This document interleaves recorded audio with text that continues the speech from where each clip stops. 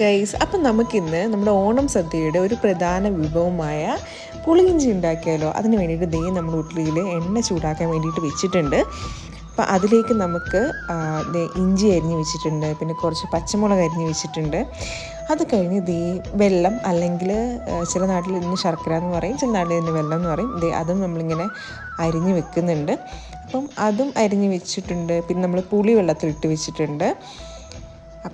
അപ്പോഴേക്കും എണ്ണയൊന്ന് ചൂടായി തിളച്ച് വരുമ്പോഴേക്കും നമ്മൾ ഈ അരിഞ്ഞ് വെച്ചിരിക്കുന്ന ഇഞ്ചി എണ്ണയിലേക്ക് നമ്മൾ ഇടുന്നുണ്ട്. ഇവിടെ ഇപ്പം നമ്മൾ കുറച്ച് ഇഞ്ചി എടുത്തിട്ടുള്ളൂ, അതായത് ഒരു കറിക്ക് വേണ്ടിയിട്ടുള്ളത് മാത്രമേ എടുത്തിട്ടുള്ളൂ. നമ്മൾ കുറേ ഉണ്ടാക്കി വെക്കാറുണ്ട് സദ്യക്കൊക്കെ. ഇപ്പം നമ്മൾ കുറച്ച് മാത്രമേ എടുത്തിട്ടുള്ളൂ. അപ്പം നമ്മൾ ഇഞ്ചിയും പച്ചമുളകും ഇങ്ങനെ എണ്ണയിലിട്ട് നല്ലപോലെ വഴറ്റി എടുക്കുന്നുണ്ട്. അതിലേക്ക് നമുക്ക് വേണമെങ്കിൽ കുറച്ച് കറിവേപ്പില ആഡ് ചെയ്യാം. അപ്പം ഞാൻ കുറച്ച് കറിവേപ്പില ആഡ് ചെയ്തിട്ടുണ്ട്. അങ്ങനെ നമ്മളിതേ എണ്ണയിലിട്ട് കുറച്ച് നേരം വഴറ്റി എടുക്കുകയാണ് ഇപ്പോൾ ചെയ്യുന്നത്. നല്ലപോലെ ഇളക്കി കൊടുക്കണം കേട്ടോ, അധികം അടുക്കി പിടിക്കാണ്ട് തന്നെ.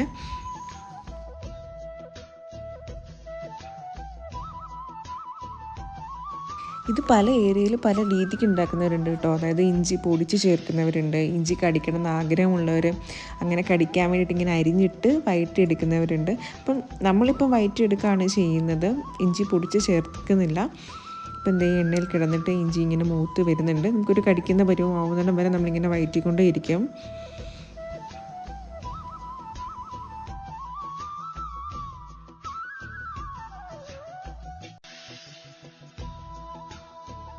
അപ്പം ഇഞ്ചീൻ്റെ നിറമൊക്കെ മാറി വന്നു, പച്ചമുളകിൻ്റെയൊക്കെ നിറമൊക്കെ ഒന്ന് ചെറുതായിട്ട് മാറി വന്നിട്ടുണ്ട്.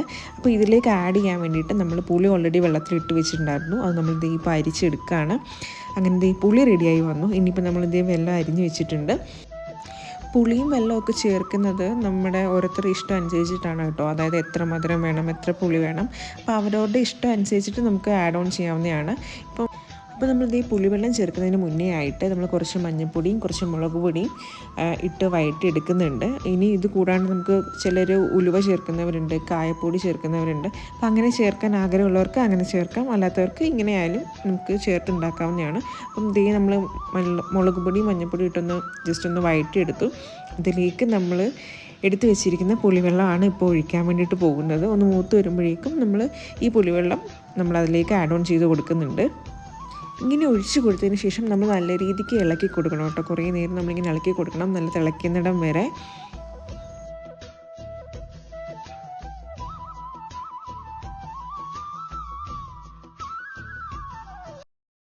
അങ്ങനെ നമ്മുടെ പുളിവെള്ളത്തിൽ കിടന്നിട്ട് ഇഞ്ചിയൊക്കെ ഒന്ന് സെറ്റായി വരുന്നുണ്ട്. ഇനി നമ്മൾ ഇതിലേക്ക് നമ്മൾ അരിഞ്ഞു വെച്ചിരിക്കുന്ന വെള്ളം ചേർക്കാൻ വേണ്ടിയിട്ട് പോവുകയാണ്. നല്ല തിള വന്ന് തുടങ്ങി. ഇനിയിപ്പോൾ ഇതിലേക്ക് നമ്മൾ വെള്ളം ചേർക്കാണ് കേട്ടോ.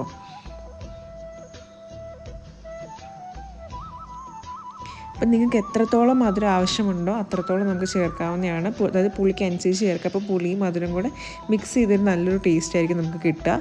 ഇനി ഇതിലേക്ക് നമുക്ക് വേണ്ട ഉപ്പ് ഇതിനകത്തേക്ക് ചേർക്കാം.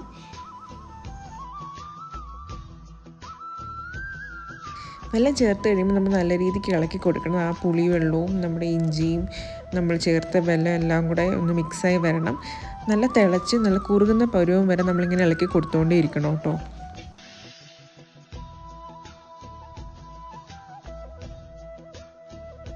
അങ്ങനെ നമ്മുടെ പുളിയിഞ്ചി ഏകദേശം കുറുകി വരുന്ന പരുവമായിട്ടുണ്ട്.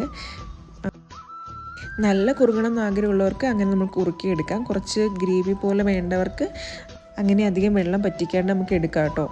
അപ്പം ഞാനിവിടെ ഇപ്പം ഗ്യാസ് ഓഫ് ചെയ്യുകയാണ്. ഇനിയിപ്പോൾ ഇതിനകത്ത് നമുക്ക് കടുക് താളിച്ചൊഴിക്കണം. അപ്പം നമ്മുടെ ഏകദേശം നമ്മുടെ പുളിയിഞ്ചി സെറ്റായിട്ട് ഇരിപ്പുണ്ട്. ഇനി നമ്മൾ കടുക് താളിക്കാൻ വേണ്ടിയിട്ട് പോവുകയാണ്.